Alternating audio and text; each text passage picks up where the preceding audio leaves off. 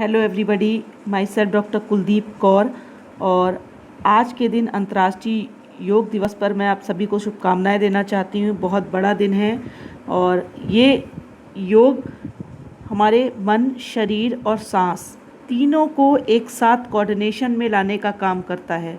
तो कह सकते हैं कि जो योग को अपनाता है वो जीवन की उसकी यात्रा शांत, खुशहाल और अधिक संतोषजनक होती है, क्योंकि खुद से जुड़ना खुशी देता है। और ये तभी आपको संभव है जब आपकी लाइफस्टाइल आपको शांति और सेहत का तोहफ़ा दे। तो मैं कहूँगी कि योग इन सभी चीज़ों का जवाब है।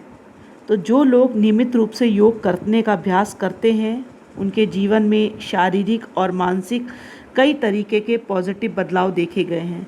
तो मैं आज अंतर्राष्ट्रीय योग दिवस पर आपको शुभकामनाएं देती हूँ और योग के बारे में कुछ अपने विचारों को व्यक्त कर रही हूँ। तो योगा का सबसे पहले मैं मतलब बताना चाहूँगी कि योगा का मतलब क्या है।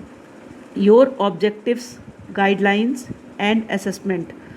योग आपके उद्देश्य, दिशा निर्देश और आंकलन है।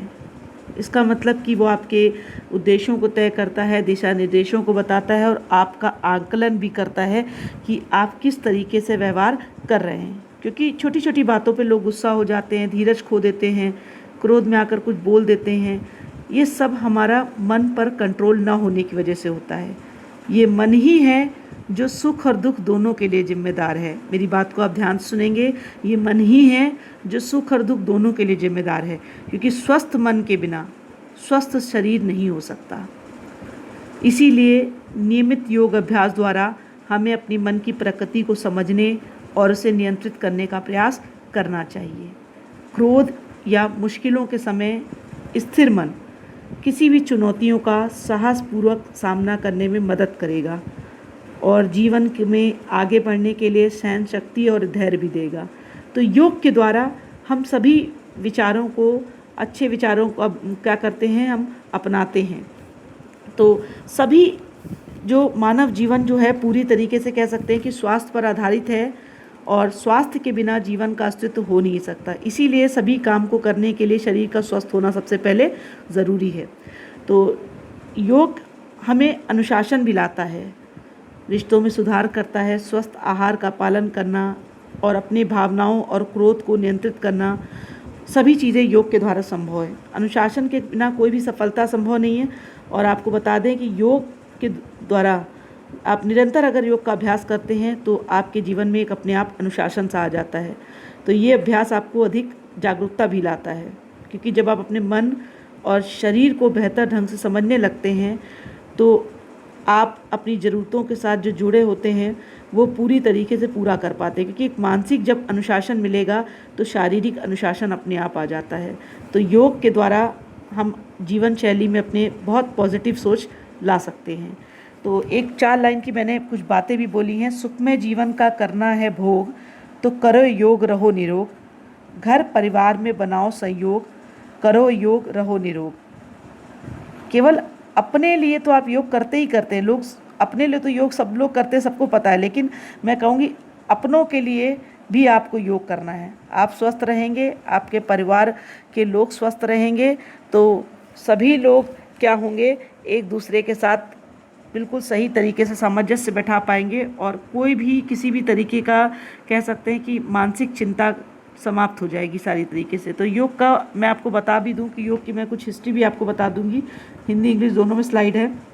देखिए, योग की शुरुआत बहुत हज़ारों साल पहले हुई है और हमारे धर्मों में जो योग विद्या है उनको शिव को पहले योगी या आदि योगी तथा पहले गुरु और आदि गुरु के रूप में माना जाता है। तो 21 जून 2021 को जो थीम है योग की वो भी बता दें। घर पर रहें और योग के साथ रहें, घर पर रहें, अंतर्राष्ट्रीय योग दिवस मनाया जाता है। अंतर्राष्ट्रीय योग दिवस का ये 7वां उत्सव भारत के साथ साथ दुनिया भर के अधिकांश लोग मना रहे हैं। 21 जून 2021 दिन सोमवार को है। तो एक नई थीम है, योग के साथ रहें, घर पे रहें। ऐसी थीम को इसलिए रखा गया कि कोविड-19 महामारी चल रही है, तो इसीलिए घर पर रहें और योग करें और अपने अंदर उन क्षमताओं को, प्रतिशोधक क्षमता को विकास करें, जिससे कि हम सारी की सारी महामारियों से इस तरह की लड़ाई को लड़ सकें और सफलता पा सकें। तो योग की महत्ता बहुत इस समय और भी बढ़ गई है। तो भारत के प्रयास से ही योग दिवस मनाया गया तो दुनिया भर में देशों ने, संयुक्त राष्ट्र महासभा ने इसे स्वीकारा और 21 जून 2015 में पहली बार इसे विश्व स्तर पर मनाया गया। तो आप याद रखेंगे कि 21 जून 2015 से अंतर्राष्ट्रीय योग दिवस की शुरुआत हुई, लेकिन हमारे भारतीय संस्कृति में हज़ारों सालों पहले से योग का अस्तित्व है। अभी मैंने आपको बताया शिव जी को पहले आदि योगी माना जाता है। अंतर्राष्ट्रीय योग दिवस घोषित कराने में भारत सफल रहा था। 27 सितंबर 2014 को संयुक्त राष्ट्र महासभा में हमारे देश में के भारत के प्रधानमंत्री नरेंद्र मोदी में अपने अभिभाषण में इस पहल करते हुए प्रस्ताव रखा था। महासभा में 3 माह से कम समय में 11 दिसंबर 2014 को 193 देशों में से 177 देशों के समर्थन के पूर्ण बहुमत के साथ इस प्रस्ताव को स्वीकार किया और इंटरनेशनल योग डे की शुरुआत हो गई। तो भारत को सबसे ज़्यादा क्रेडिट दिया जाता है क्योंकि योग पूरी दुनिया को एक साथ जोड़ने का काम करता है। इसीलिए इस कल्पना के साथ जो शुरुआत की गई वो आज क्या है, व्यवहारिकता पे आ गई है कि पूरी दुनिया एक साथ जुड़ गई है योग के माध्यम से। तो योग दिवस का हर बार नई थीम होती है। साल की थीम मैंने आपको बताई, योग विद होम है। तो घर पर रहिए और योग करिए। तो अंतर्राष्ट्रीय योग दिवस की सभी को शुभकामनाएं। और भारत में 2015 में जब ये मनाया गया तो एक उत्सव की तरह था। 84 देशों की कंट्री ने भाग लिया था और पूरा एक रिकॉर्ड बना था इसका, ये भी मैंने स्लाइड में लिख दिया है। तो संयुक्त राष्ट्र में भारत की पहल पर लगभग सभी देशों ने स्वस्थ रहने के लिए योग के प्रसार की इस मुहिम में शामिल हुए।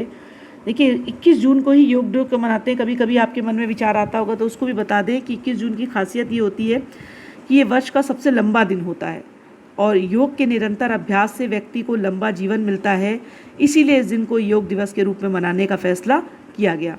तो 21 जून का सबसे बड़ा दिन होता है। इस दिन सूर्य जल्दी उदय होता है और देर से ढलता है और योग भी मनुष्य को लंबी जीवन प्रदान करता है। तो कहा जाता है कि सूर्य के दक्षिणायन के समय आध्यात्मिक शक्तियाँ प्राप्त करने में बहुत लाभकारी होती हैं। इसीलिए 21 जून का दिन तय किया गया था। इसीलिए 21 जून को अंतर्राष्ट्रीय योग दिवस की शुरुआत की गई और भारत की पहल पर लगभग सभी देशों ने अपनी सहमति जताई और आज विश्व के सभी देश इंटरनेशनल वर्ल्ड योगा डे मना रहे हैं। तो योग के निरंतर अभ्यास से व्यक्ति का जीवन तो लंबा होगा और पूरे संसार को योग ने जोड़ने का काम किया। तो योग के अद्भुत और प्राकृतिक फ़ायदों के बारे में मैं आज आपको बताऊंगी कि प्रकृति से, नेचर से आपको जोड़ता है और पूरे विश्व का ध्यान योग ने खींचा। योग शब्द जो है संस्कृत शब्द मूल युज से बना है जिसका अर्थ है जुड़ना या एकजुट होना। युज मीनिंग टू ज्वाइन और टू यूनाइट।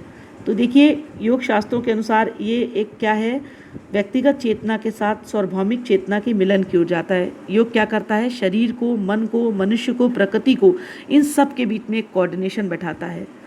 तो आपने देखा कि मैंने बहुत सारी बातें आपको बताई और एक मैं शीर्षासन का जिक्र करना चाहूँगी जो बहुत इंपॉर्टेंट है, समला शीर्षासन, जिसे अक्सर शीर्षासन या योग हैंड स्टेट के रूप में संक्षिप्त किया जाता है और आधुनिक योग में व्यायाम के रूप में ये उल्टा आसन है। शास्त्रीय हठ योग में विभिन्न योग नामों के तहत इसे आसन और मुद्रा दोनों के रूप में वर्णित किया गया है। इसे आसनों का राजा भी कहा गया है। अगर आप योग में पूछेंगे कि आसनों का राजा कौन है तो समला शीर्षासन को आप कहेंगे। देखिए योग करने से पहले थोड़ा सा मैंने हिस्ट्री आपको इसलिए बता दी कि हमें कोई भी कार्य करने से पहले उसके बारे में पूरा संक्षिप्त पता होगा तो हम उस काम को अच्छे तरीके से कर पाएंगे। तो इसके गुरु कौन थे? तिरुमलाई कृष्णामाचार्य एक भारतीय योग शिक्षक थे, आयुर्वेदिक चिकित्सक और विद्वान थे और इन्हें आधुनिक योग के पिता के रूप में जाना जाता है। कृष्णाचार्य को व्यापक रूप से 20वीं शताब्दी के सबसे प्रभावशाली योग शिक्षकों में से एक माना जाता है। तो योग के पहले क्या खाएं? जो लोग अभी आज के दिन से ही शुरुआत करने वाले हैं तो मैं आपको बता दूं कि जो सुबह योगासन करते हैं, योगाभ्यास से पहले कम से कम 45 मिनट से पहले केला और फल खा सकते हैं। आप अपने दिन की शुरुआत प्रोटीन से, फ्रूट्स के साथ भी कर सकते हैं। इसके लिए आप ड्राई फ्रूट्स, ओटमील, अंडे, होममेड प्रोटीन, दही, प्रोटीन शेक्स का सेवन कर सकते हैं। देखिए योगासन करते समय जो सबसे ज़्यादा आपको इम्पॉर्टेंट बात देनी कि कभी भी योग को डायरेक्टली शुरुआत नहीं करनी। सबसे पहले हमें वार्म अप करना चाहिए। थोड़ी जंपिंग करें, पैर को स्ट्रेच करें, पीटी करें, कुछ एक्टिविटी करें, अपने कमर को हिलाएं, मुट्ठी बांधें, गर्दन को क्लॉकवाइज एंटी क्लॉकवाइज घुमाएं। तो बिना वार्म अप किए अचानक से कोई बड़ा आसन अगर कोई करता है तो वो शारीरिक चोट की वजह बन सकता है। तो योग के एक नियम बनाए गए हैं जिनका पालन हर हालत में करना चाहिए।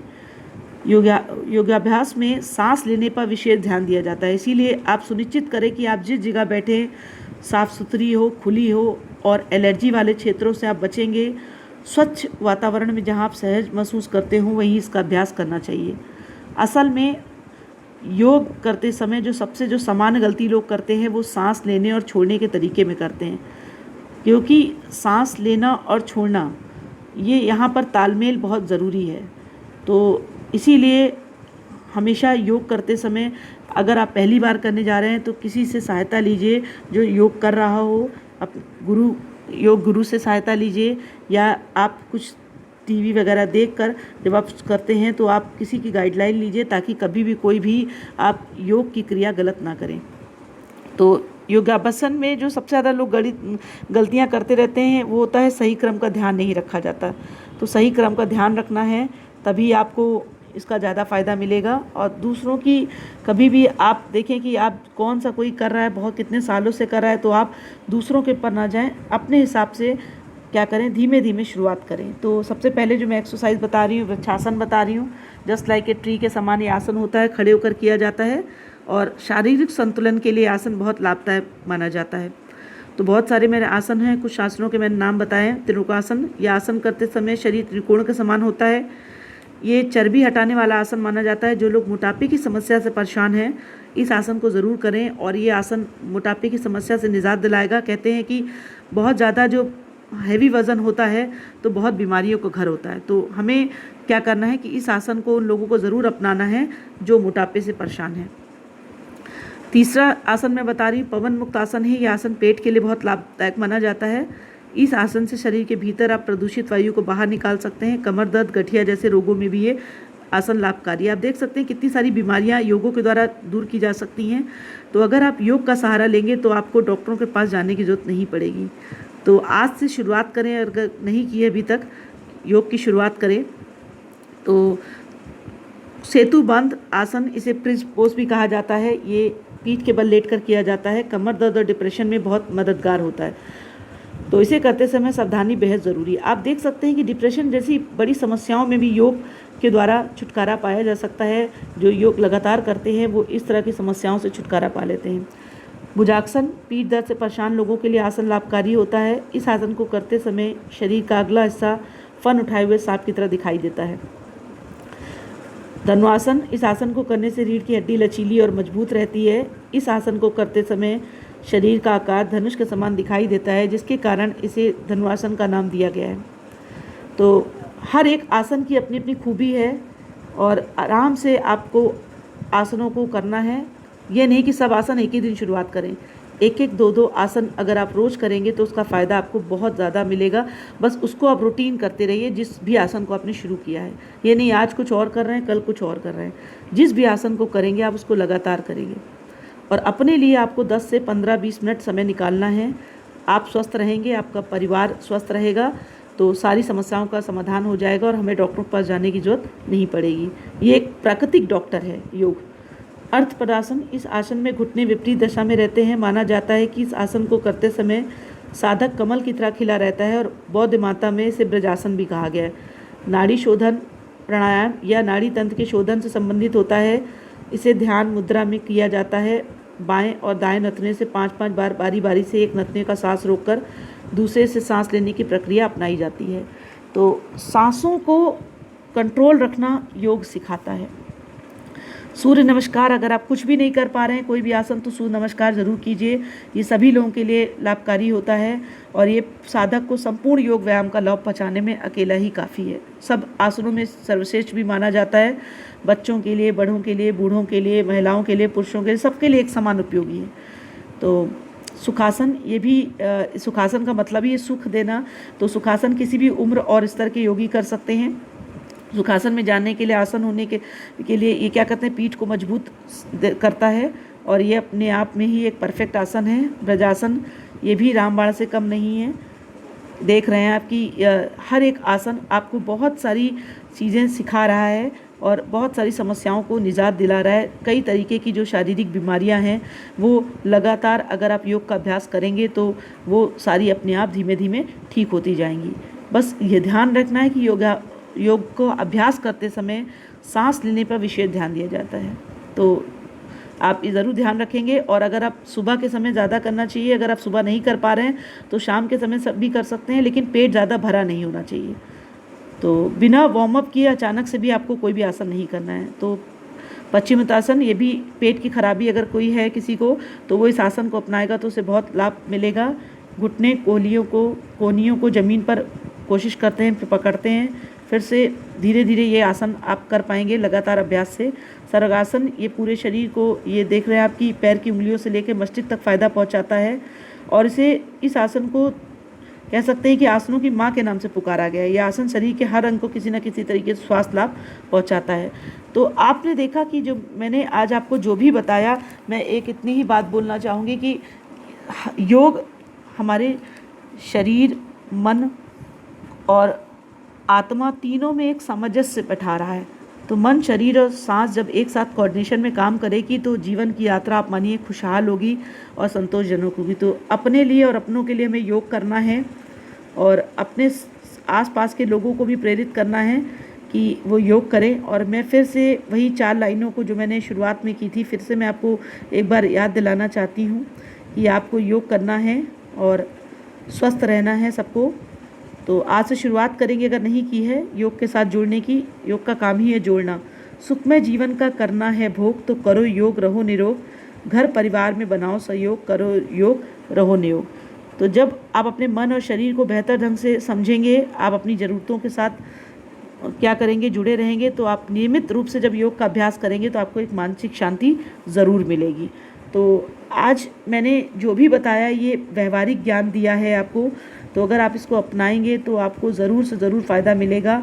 और मैं सभी के लिए आशा करती हूँ कि सभी लोग स्वस्थ रहें, मस्त रहें और अपने लिए और अपनों के लिए आज से योग की शुरुआत हम करेंगे। यही मेरा मोटिव है। घर पे रहें, स्वस्थ रहें, योग का सहारा लें और डॉक्टरों के पास ना जाना पड़े, तो इसके लिए योग को अपनाना ज़रूरी है। सभी को अंतर्राष्ट्रीय योग दिवस की शुभकामनाएं। और मैं आशा करती हूँ कि आज के लेक्चर से आपको कुछ ना कुछ फ़ायदा ज़रूर मिलेगा। अगर आप योग को अपनाएंगे तो आप सभी तरह की समस्याओं का समाधान आपको मिल जाएगा। तो कहेंगे सभी समस्याओं का समाधान पाना है तो योग का सहारा लेना है। मैं इन्हीं शब्दों के साथ अपनी वाणी को विश्राम देती हूँ कि सभी समस्याओं का समाधान पाना है तो योग को अपनाना है। तो धन्यवाद। Listen, like, share, subscribe my channel. Thank